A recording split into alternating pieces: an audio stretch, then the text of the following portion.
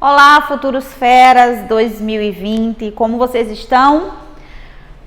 Vamos então continuar nossos estudos de fisiologia. Hoje eu preparei os hormônios da digestão. Lembrando que na aula passada vimos sistema digestório, né, como funcionam as estruturas que compõem o sistema digestório. Vimos que ele é responsável pela transformação de macromoléculas em micromoléculas, que são os micronutrientes. Esses micronutrientes serão utilizados pela célula para a produção de ATP, por exemplo. Só que, na verdade, a digestão, ela não tem somente um controle voluntário, ela também tem um controle involuntário. E esse controle involuntário, ele é justamente feito em conjunto pelo sistema nervoso e também pelo sistema endócrino. O sistema nervoso controla os estímulos. Estímulos, por exemplo, que vamos perceber por meio do cheiro, por meio do sabor e também da visão, né? Ou seja, vamos enxergar aquele prato maravilhoso e logo vamos produzir saliva, processo de insalivação, dando aquela famosa água na boca. Isso se dá justamente devido a esse controle neurológico, né? Esse controle de coordenação da digestão. Obviamente que, infelizmente, hoje, por ser tão difícil controlar a alimentação, hoje vale mais, por exemplo, o lado emocional de uma alimentação do que a necessidade. Nós precisamos comer, mas, na verdade, em excesso, esses alimentos podem também trazer prejuízos. Então, devemos sempre buscar dosar. Como conversamos na nossa última aula, não é tão fácil, né? Acho que é uma luta diária, na verdade, tentar buscar uma alimentação mais saudável. Mas vamos tentando, né, os trancos e barrancos, na medida do possível, isso é o que importa. Não podemos, na verdade, ficar presos a essa necessidade de uma estética perfeita, né, criada pela sociedade, e acabar, por exemplo, restringindo muito alimento. A restrição nutricional é perigosa para o nosso organismo, já que as células funcionam justamente à base desses complementos nutricionais. Então, o controle da digestão é feito não somente pelo sistema nervoso, como também pelo sistema endócrino. E são basicamente 3 hormônios que vão atuar nesse controle da digestão. São eles: a gastrina, que é produzida lá no nosso estômago. Na verdade, o estímulo da produção da gastrina vem justamente a partir da presença de proteínas que estão no bolo alimentar. Consequentemente, a gastrina vai estimular a ação da pepsina. Lembram que a pepsina, a enzima que está no estômago, responsável pela digestão de proteínas.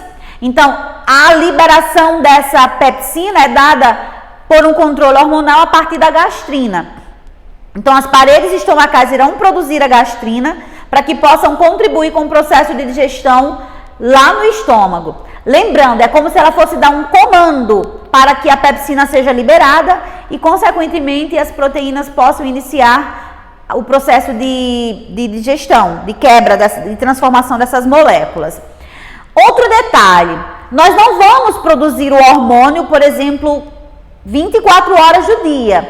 Vai depender de uma necessidade nutricional do nosso organismo. Por isso a importância da gente sempre ter uma rotina alimentar. A rotina alimentar facilita a ação hormonal, isso não somente no sistema digestório, como também para os demais sistemas da fisiologia. Então, a rotina alimentar vai fazer com que, por exemplo, o meu corpo comece a produzir esses mensageiros químicos mais ou menos no horário dessas principais refeições. Então, por isso que próximo do almoço a gente já vai começando a sentir aquela fome, aquela necessidade do jantar. Por quê? Porque o corpo já está acostumado a mais ou menos naquela hora do dia, naquele momento, ele se alimentar. Então, a gastrina, como vocês estão percebendo ali, ó, o hormônio número 1, produzida pelas paredes estomacais, vai atuar no estômago, estimulando a produção da pepsina e, consequentemente, a digestão de proteínas. Quando Quando a setinha tiver uma linha contínua, quer dizer o estímulo para produzir. Quando é uma linha tracejada, é um feedback, é uma inibição na produção. A gastrina, gente, também vai dar um feedback. Na verdade, ela vai contribuir, por exemplo, para a produção de outros hormônios. Quando o bolo alimentar, quando o quimo sai do estômago e chega no intestino, na primeira porção, que é o duodeno, vai ocorrer a produção de outro hormônio, que é a secretina. A secretina, nesse caso, vai ter várias funções. Dentre elas, vai estimular a liberação do suco pancreático, estimular a produção da bile lá no fígado e vai atuar também, por exemplo, na composição, na formação dos sais, que participam, por exemplo, da formação da bile. E vai dar um feedback. A secretina vai dar um feedback negativo na gastrina. Por quê? Porque o alimento já saiu do estômago, o bolo alimentar, o quimo, já saiu do estômago, está indo em direção ao intestino e lá eu não preciso mais produzir gastrina, consequentemente liberar pepsina. Então, a secretina vai dar um feedback negativo lá na gastrina. Então, ela vai parar de ser produzida. O bolo alimentar, o quimo, chega no estômago. Vocês sabem que ocorre uma transformação de quimo para quilo, que ele seria mais aquoso. E vai ter a ação do terceiro hormônio, que é a colecistoquinina. A colecistoquinina, na verdade, trabalha assim, ó, com a secretina. Esse complexo também pode ser chamado de enterogastrona. Então, nesse caso, a colecistoquinina ou colecistocinina, tanto faz, ela vai atuar na liberação da bile, né? Porque a gastrina, não, a secretina atuou estimulando a produção. Então, nesse caso, a colecistocinina vai atuar estimulando a liberação da bile e, consequentemente, liberando esses sucos lá na primeira porção, que é o duodeno. Do mesmo jeito, a colecistoquinina, ela pode dar um feedback, tá? Esse feedback vai acabar sendo também da secretina, para que a secretina possa parar de ser liberada. Então, é tudo um equilíbrio. Eu produzo, mas eu tenho que parar a produção. Afinal, aí está a importância da gente ter horários para se alimentar. Não é toda hora tá pegando algum alimento e colocando na boca. Porque, consequentemente, o nosso organismo só vai produzir os componentes digestivos em horários próximos a refeições. Então, a partir do momento que eu tenho uma rotina, o meu corpo vai também se adaptar, né? Se adequar àquela minha rotina. Se eu tomei café, aí daqui a meia hora como de novo, daqui a meia hora como de novo, vai ser difícil para o organismo controlar esses mecanismos de feedback. Porque nesse caso, enquanto o estômago está trabalhando, o intestino delgado está parado, entre aspas, tá? Geralmente ele nunca está parado, mas só fazendo uma comparação. Aí o bolo sai do estômago, vai para o intestino, então teoricamente o estômago também para. Mas se eu continuar comendo toda hora, não vai esvaziar o estômago, por exemplo, ou o intestino. Então isso diminui um pouco a eficiência da digestão e retarda um pouco também nosso metabolismo. Porque eu disse que normalmente nós não ficamos sem alimento, como eu acabei de citar, né? Porque, na verdade, a nossa refeição ela pode durar de 12 até 72 horas para que a digestão seja completamente encerrada. Vai depender muito do meu metabolismo, vai depender muito do tipo de alimento. Então, algumas pessoas em 12 horas, por exemplo, já conseguem cessar, né, parar a digestão, finalizar a digestão produzindo bolo fecal.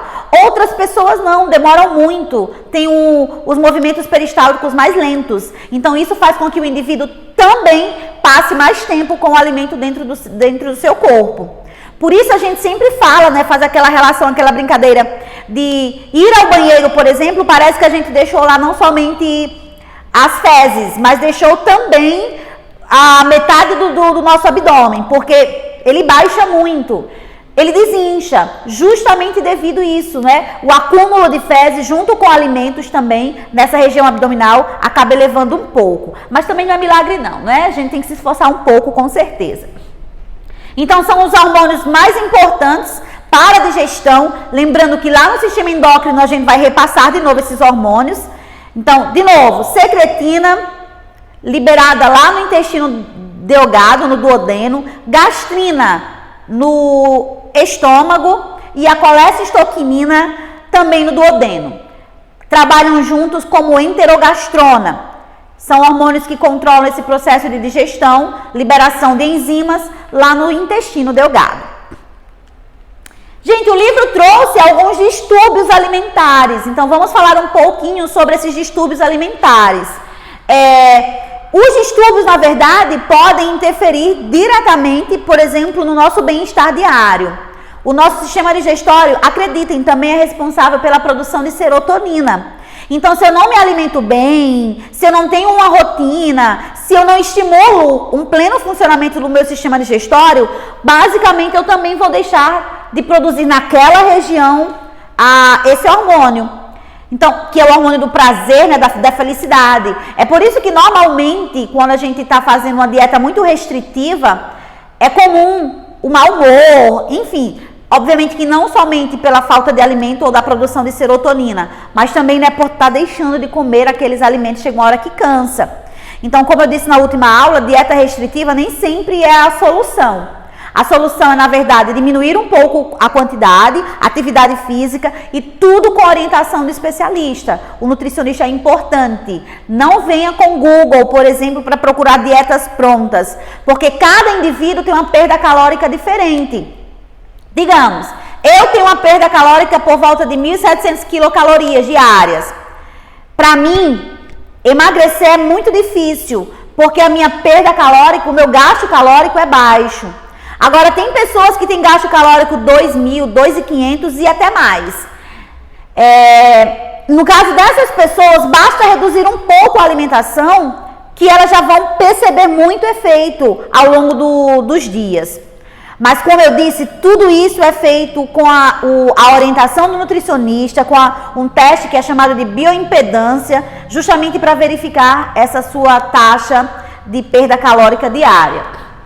Então, vômito. Gente, o vômito, na verdade, ele é um peristaltismo negativo. Lá, quando estudamos o sistema digestório, falamos que o alimento, os movimentos peristálticos, principalmente da região do esôfago, são tão vigorosos que mesmo que estejamos de cabeça para baixo, o alimento vai ser empurrado para o estômago. Mas acontece de no vômito, no refluxo, a válvula cárdia abrir e o alimento voltar.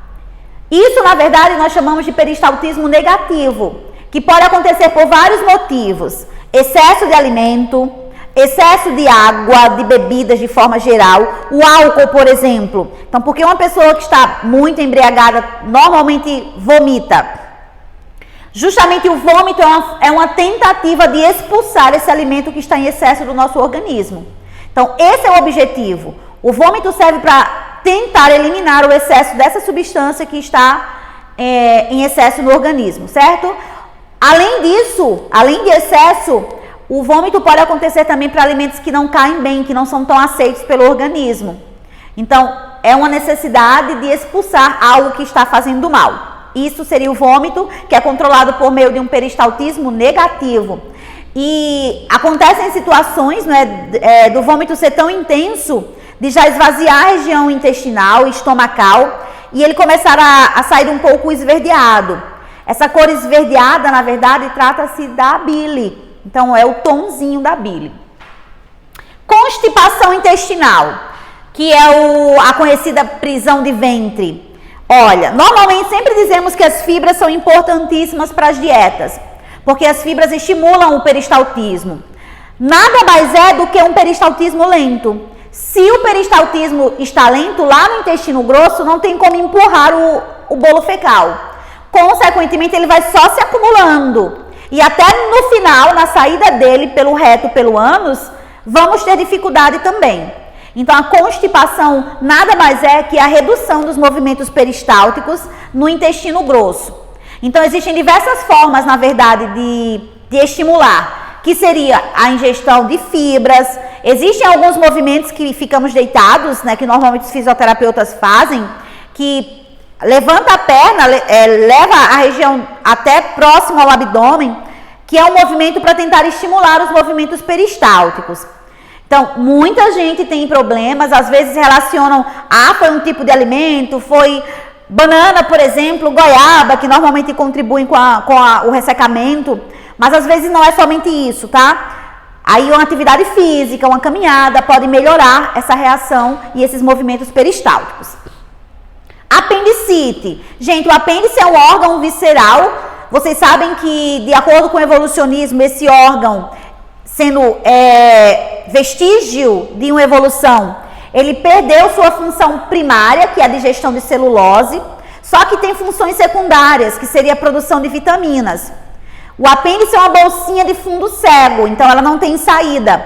Então, normalmente, alguns resíduos de alimentos ficam ali naquela região, porque o apêndice é encontrado no final do intestino delgado e início do intestino grosso. Então, ali ficam resíduos que vão caindo e podem provocar infecção. O perigo é quando ocorre o estrangulamento do apêndice, que pode levar até a óbito. Então, tem que ter muito cuidado. Apendicite, esse processo inflamatório também é muito perigoso. Tem que estar sempre atento. Úlceras pépticas. Olha, como o nosso estômago, ele produz um suco, que é o suco gástrico, e esse suco contém um ácido clorídrico, então essa acidez estomacal, aos poucos, podem ir danificando as mucosas, as paredes estomacais. Principalmente quando eu não me alimento bem, quando eu não tenho uma rotina alimentar. Então, essas úlceras são pequenas feridas que vão surgindo ao longo do estômago devido a uma má alimentação. Então, geralmente, uma má alimentação, além da má alimentação, falta de rotina alimentar.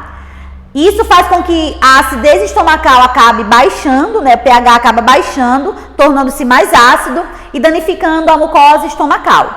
Então, isso pode evoluir para problemas mais sérios, como gastrite e até casos de câncer. Então, mais uma vez, né, uma boa alimentação, rotina alimentar é importante para o nosso, não somente sistema digestório, como para todos os outros da fisiologia. Cálculos biliares, também chamados de pedras na vesícula. Pedras na vesícula que são provocadas devido ao acúmulo de sais biliares. Esses sais biliares contribuem com o processo de emulsificação das gorduras e eles são produzidos geralmente com a ajuda de um esteroide, que é o colesterol. Então, o acúmulo desses sais vai evitar que a bile seja drenada e, consequentemente, vai acumulando, gerando as pedras na vesícula. Então, essas pedras podem acabar obstruindo o colédoco, o canal colédoco, e, consequentemente, a bile não consegue sair. Então, isso pode trazer, por exemplo, dores, pode trazer problemas como se fossem descontrole digestório. E isso vai ser, obviamente, provavelmente vai resultar num processo cirúrgico. Então, cálculos biliares também são pedras que acabam deixando dores localizadas e acaba sendo um pouco perigoso, né? Porque a vesícula também pode obstruir completamente, assim como, por exemplo, aconteceu com o estrangulamento do apêndice. Então, esses foram os distúrbios que o livro trouxe, complemento. Na verdade, hoje, no Enem, por exemplo, nós encontramos muito mais esses distúrbios de todos os sistemas do que o assunto propriamente dito. Encontramos a parte da anatomia? Encontramos. Só que os distúrbios estão mais frequentes. Ficam as atividades para casa. No próximo encontro, qualquer dúvida das atividades de sala, nós tiramos, tá? E das propostas também. E nos encontraremos na próxima semana. Lembrando que próxima semana, segunda-feira, é feriado. Então, não vamos ter nossa aula pelo Meet. Então, vai ser nossa aula gravada de novo pela Alternativa Play, certo? Beijinhos, tchau, tchau e até a próxima.